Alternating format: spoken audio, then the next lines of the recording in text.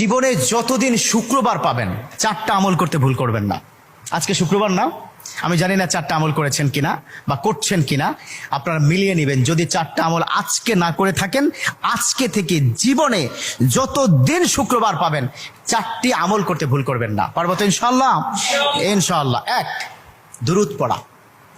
আমার বিশ্বনবী দুরূদ সম্পর্কে কত অসাধারণ কথা বলেছেন।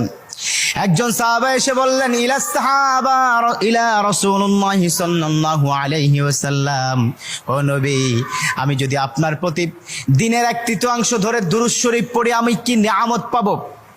বিশ্বনবী বললেন, তুমি যদি দিনের 1/3 ধরে আমার প্রতি দুরূদ শরীফ পড়ো তোমার জন্য বিশাল উপকার হবে, আরো বাড়িয়ে পড়লে তোমার জন্য আরো ভালো হবে।